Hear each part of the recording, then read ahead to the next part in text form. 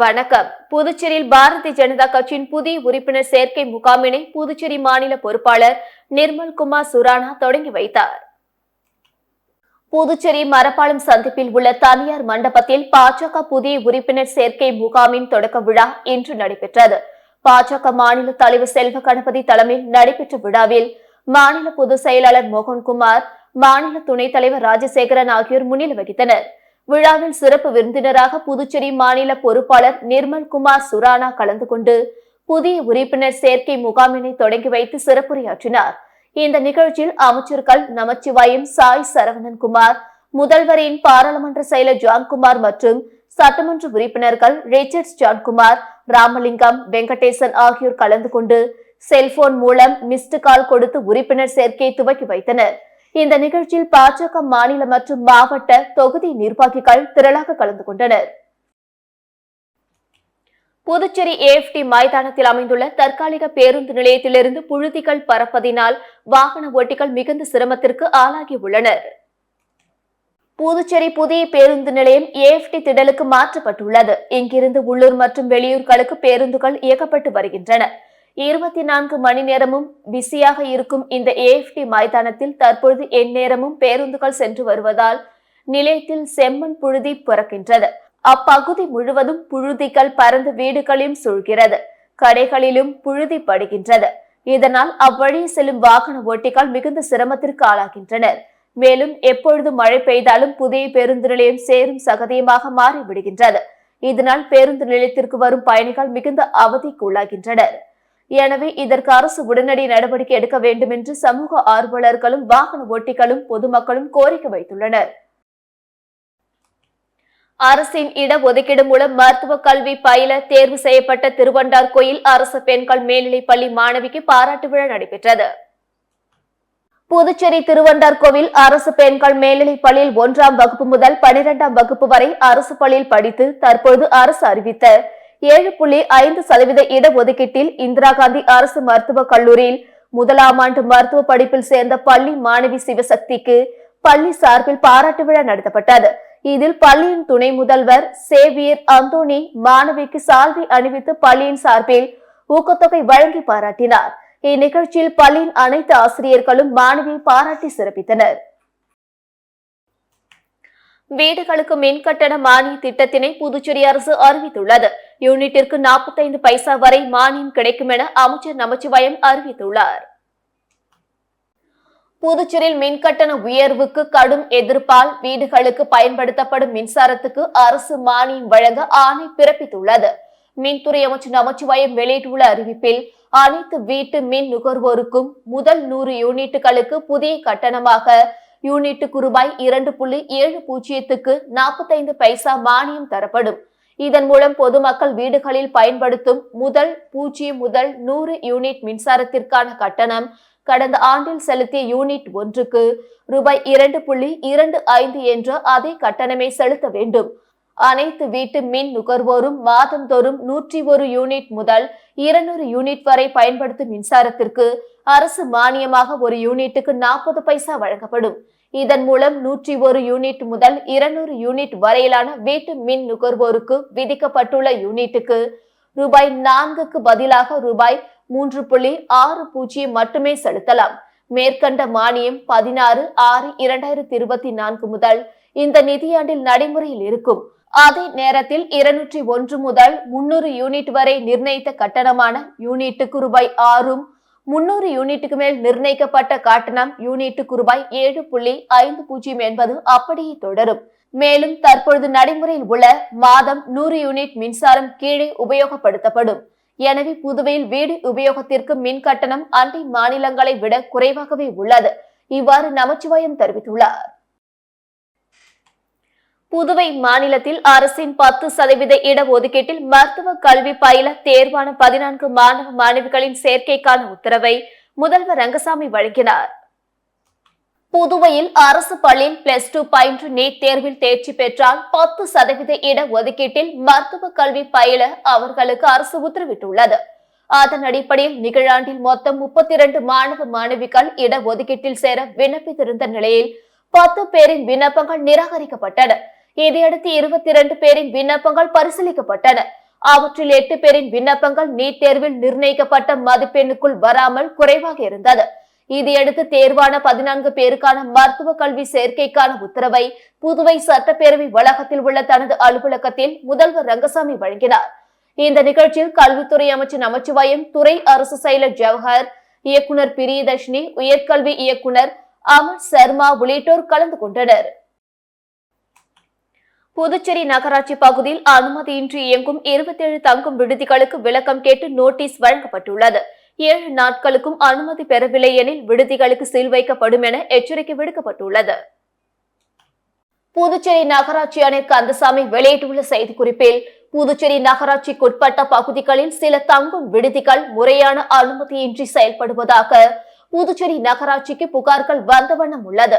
இது சம்பந்தமாக புதுச்சேரி கிழக்கு எஸ்பியிடம் இருந்து பெறப்பட்ட தகவல் மற்றும் நகராட்சி அலுவலர்கள் ஆய்வுகள் அடிப்படையில் புதுச்சேரி நகராட்சிக்குட்பட்ட பகுதியில் அனுமதி பெறாமல் செயல்படும் 27 விடுதிகளை கண்டறியப்பட்டுள்ளது. இவற்றிற்கு சீல் வைக்கும் நடவடிக்கையின் முதல் படியாக சம்பந்தப்பட்ட உரிமையாளர்களிடம் விளக்கம் கேட்டு 7 நாட்கள் காலக்கெடுவுடன் நோட்டீஸ் அனுப்பப்பட்டு வருகிறது. இதன் தொடர்ச்சியாக காலக்கெடு முடிவடைந்தவுடன் அனுமதி பெறாமல் இயங்கும் அனைத்து தங்கும் விடுதிகளுக்கும் உடனடியாக புதுச்சேரி நகராட்சி நிர்வாகம் சீல் வைக்கும் நடவடிக்கையில் மேற்கொள்ளும் என குறிப்பிடப்பட்டுள்ளது. புதுச்சேரி கோவிந்த சாலை கல்வி பங்களாவில் அமைந்துள்ள அருள்மிகு ஸ்ரீ துலுக்கானத்தம்மன் உடனுரை ஸ்ரீ கம்பீஸ்வரர் ஆலயத்தில் ஆவணி மாத அமாவாசையை முன்னிட்டு நடைபெற்ற சிறப்பு பூஜையில் திரளான பக்தர்கள் கலந்து கொண்டு சுவாமியை வழிபட்டனர். புதுச்சேரி கல்வி பங்களா கோவிந்த சாலை ஜெயராம் ஹோட்டல் எதிரே அமைந்துள்ள அருள்மிகு ஸ்ரீ துலுக்கானத்தம்மன் உடனுரை ஸ்ரீ கம்பீஸ்வரர் ஆலயத்தில் ஒவ்வொரு ஆண்டும் ஆவணி மாத அமாவாசையை முன்னிட்டு சிறப்பு பூஜைகள் நடைபெறுவது வழக்கம். அந்த வகையில் நேற்றிரவு ஆவணி மாத அமாவாசையை முன்னிட்டு சிறப்பு பூஜைகள் நடைபெற்றது. தொடர்ந்து அம்மன், சிவபெருமான் ஆகியோர் சிறப்பு அலங்காரத்தில் பக்தர்களுக்கு அருள் பாலித்தனர். தொடர்ந்து சுவாமிக்கு மகா தீபார்த்தனை காட்டப்பட்டது. இதில் திரளான பக்தர்கள் கலந்து கொண்டு சுவாமியை வழிபட்டனர். பின்னர் இந்த பூஜையில் கலந்து கொண்டு அனைவருக்கும் பிரசாதம் மற்றும் புடவை வழங்கப்பட்டது. இந்த விழாவிற்கான ஏற்பாடுகளை ராஜேஷ் உள்ளிட்ட நிர்வாகிகள் சிறப்பாக செய்திருந்தனர். புதுச்சேரியிலிருந்து தமிழக பகுதிகளில் ரூபாய் 2 லட்சம் மதிப்பிலான குட்கா உட்பட போதைப் பொருட்களை விற்பனை செய்ய வந்த 2 பேரை தமிழக போலீசார் கைது செய்து விசாரணை நடத்தி வருகின்றனர். புதுச்சேரியிலிருந்து தமிழக பகுதிக்கு சொகுசு கார் மூலம் குட்கா உட்பட போதைப் பொருட்கள் விற்பனை செய்வதாக கிளியனூர் போலீசாருக்கு ரகசிய தகவல் வந்தது. இதனையடுத்து கிளியனூர் போலீசார் சம்பவ இடத்திற்கு விரைந்து சென்று புதுச்சேரி பதிவெண் கொண்ட சொகுசு காரை மடக்கி பிடித்து சோதனை செய்தனர். அதில் சுமார் 2 லட்சம் மதிப்புள்ள 50 கிலோ எடை உள்ள குட்கா, பான் மசாலாக்கள் உட்பட தடை செய்யப்பட்ட போதைப் பொருட்கள் இருந்தது தெரிய வந்தது. இதனையடுத்து ஓட்டுநர் உட்பட 2 பேரை காவல் நிலையம் அழைத்து சென்று விசாரணை மேற்கொண்டதில் புதுச்சேரியை சேர்ந்த சபரீஷ் மற்றும் கணேஷ் பாஸ்கரன் என்பது தெரிய வந்தது. மேலும் போதைப் பொருட்களை பறிமுதல் செய்த போலீசார் 2 பேரிடமும் தீவிர விசாரணை மேற்கொண்டு வருகின்றனர். புதுவை மாநில அரசின் 2022ஆம் ஆண்டுக்கான நிதிநிலை கணக்கு தணிக்கை அறிக்கை கோப்பானது அரசிடம் வழங்கப்பட்டுள்ளது. புதுவை மாநில அரசு துறைகள் செலவு செய்த கணக்குகள் ஆண்டுதோறும் தணிக்கை செய்யப்படும். ஒன்றிய பிரதேசங்களுக்கான சட்டம் 1963 பிரிவு 19 கீழ் ஆண்டுதோறும் அரசின் செலவுகளுக்கான கணக்குகளை தணிக்கை செய்து துணைநிலை ஆளுநருக்கு அனுப்ப வேண்டும். அதன் பின்னர் தணிக்கை அறிக்கை சட்டப்பேரவையில் தாக்கல் செய்யப்பட வேண்டும். அதன்படி கடந்த 2022 மார்ச் மாத நிறைவு ஆண்டுக்கான தணிக்கை அறிக்கையானது சட்டப்பேரவையில் தாக்கல் செய்வதற்கேற்ப புதுவை அரசுக்கு அனுப்பப்பட்டுள்ளது. அதாவது தணிக்கை அறிக்கையானது மத்திய அரசின் ஒப்புதலுடன் துணைநிலை ஆளுநர் மூலம் புதுவை அரசுக்கு அனுப்பி வைக்கப்பட்டதாக அதிகாரிகள் தெரிவித்தனர். அதிகமான ஏழை எளிய நடுத்தர மக்களுக்கு இரத்த கொதிப்பு, சர்க்கரை நோய் இருப்பது தெரியாமல் உள்ளது. அவர்களுக்கு விழிப்புணர்வை ஏற்படுத்த வேண்டுமென புதுச்சேரி துணைநிலை ஆளுநர் கைலாஷ்நாதன் தெரிவித்துள்ளார். புதுச்சேரி தவளக்குப்பத்தில் இயங்கி வரும் அரவிந்தர் கண் மருத்துவமனையில் அரவிந்தர் கண் வங்கி மையத்தின் சார்பில் 39வது தேசிய கண்தான இருவார விழா மருத்துவமனை கலையரங்கத்தில் இன்று நடைபெற்றது. இதில் துணைநிலை ஆளுநர் கைலாஷ்நாதன் சிறப்பு விருந்தினராக கலந்து கொண்டு கண்தானத்தை ஊக்குவிப்பதில் சிறப்பாக செயல்படுவோருக்கு விருதுகள் வழங்கி கௌரவித்தார். இந்நிகழ்ச்சியில் பேசிய துணைநிலை ஆளுநர், பாரத பிரதமரின் ஜன் ஆரோக்கிய திட்டம் ஏழை எளிய மக்களுக்கு சுகாதார உத்தரவாதத்தை அளித்திருக்கிறது. கண் மற்றும் மூட்டு அறுவை சிகிச்சைகளால் பலரும் பயனடைந்துள்ளனர். அதே வேளையில் உறுப்பு தான துறையில் ஏற்பட்டுள்ள நவீன வசதிகள் நாடெங்கிலும் உள்ள ஏழைகளை சென்றடையும் வகையில் விழிப்புணர்வை ஏற்படுத்த வேண்டும். அதிகமான ஏழை எளிய நடுத்தர மக்களுக்கு இரத்த கொதிப்பு, சர்க்கரை நோய் இருப்பது தெரியாமல் உள்ளது. இது குறித்து அவர்களுக்கு விழிப்புணர்வை ஏற்படுத்த வேண்டும் என்று தெரிவித்தார். நிகழ்ச்சிக்கு பிறகு செய்தியாளர்களை சந்தித்த ஆளுநர், லட்சக்கணக்கான மக்கள் கண் பார்வை இல்லாமல் உள்ளனர். அவர்களுக்கு உதவிடும் வகையில் கண் சிகிச்சை முகாம் அமைய வேண்டும் என கூறியுள்ளார். புதுச்சேரியில் மண்புழு உரம் தொட்டி அமைக்க விவசாயிகள் தேர்வு செய்யப்பட்டுள்ளதாக புதுச்சேரி தோட்டக்கலைத்துறை தெரிவித்துள்ளது. இது தொடர்பாக புதுச்சேரி வேளாண் மற்றும் விவசாயிகள் நலத்துறை இணை இயக்குநர் சண்முகவேலு வெளியிட்டுள்ள செய்திக்குறிப்பில், புதுச்சேரி அரசு வேளாண் மற்றும் விவசாயிகள் நலத்துறை, கூடுதல் வேளாண் இயக்குநர் அலுவலகம் மற்றும் புதுச்சேரி மாநில தோட்டக்கலை வளர்ச்சி சங்கம் வாயிலாக விவசாயிகளுக்கு இயற்கை வேளாண்மை திட்டத்தின் மூலம் மண்புழு உரம் தொட்டி அமைப்பதற்கு விவசாயிகள் தேர்வு செய்யப்பட்டுள்ளனர். மண்புழு உரம் தொட்டி மானிய விலையில் அமைப்பதற்கு விண்ணப்பித்த தகுதியான விவசாயிகளின் பெயர் பட்டியல் சமுதாய தணிக்கை செய்வதற்காக புதுவையில் உள்ள தங்கள் பகுதிக்குட்பட்ட உழவர் உதவியகங்களின் அறிவிப்பு பலகையில் நேற்று முதல் வரும் 12ஆம் தேதி வரை ஒட்டப்படும். மேலும் FM வானொலி, பத்திரிகை செய்தி வாயிலாகவும் புதுச்சேரி வேளாண் துறை வெளியிடப்பட்டுள்ளது. இப்பட்டியலில் ஏதேனும் ஆட்சேபனை இருப்பின் வரும் 12ஆம் தேதிக்குள் புதுச்சேரி தாவரவியல் பூங்காவில் உள்ள கூடுதல் வேளாண் இயக்குநர் அலுவலகத்தில் எழுத்துப்பூர்வமாக தெரிவிக்குமாறு கேட்டுக்கொள்ளப்படுகிறது என்று அதில் கூறப்பட்டுள்ளது. கோவில் திருவிழாவில் இருசக்கர வாகனங்களுக்கு தீ வைத்து நாற்காலிகளை உடைத்து சூறையாடிய கும்பலை போலீசார் தேடி வருகின்றனர். புதுச்சேரி உருளையன்பேட்டை தொகுதிக்குட்பட்ட ராஜா நகரில் அமைந்துள்ள ராஜகாளி அம்மன் கோவில் ஆண்டு விழாவை முன்னிட்டு அப்பகுதியில் பாட்டு கச்சேரி நேற்றிரவு நடைபெற்றது. இதனுடைய அதே பகுதியை சேர்ந்த பத்வா என்கிற பத்மநாபனை கோவில் திருவிழாவிற்கு அழைக்கவில்லை என கூறப்படுகிறது. இதனால் ஆத்திரம் அடைந்த பத்மநாபன் தனது நண்பர்களான விக்கி, தமிழ்செல்வன் ஆகியோருடன் திருவிழாவில் தகராறு செய்துள்ளனர். மேலும் அங்கிருந்த நாற்காலிகளையும் விழா மேடையையும் சேதப்படுத்தினர். திடீரென பத்மநாபன் தரப்பினர் கோவில் அருகில் நிறுத்தி வைக்கப்பட்டிருந்த நேரு MLA ஆதரவாளரான ஜோசப் என்பவரது இருசக்கர வாகனத்தை தீயிட்டு கொளுத்திவிட்டு தப்பி ஓடினர்.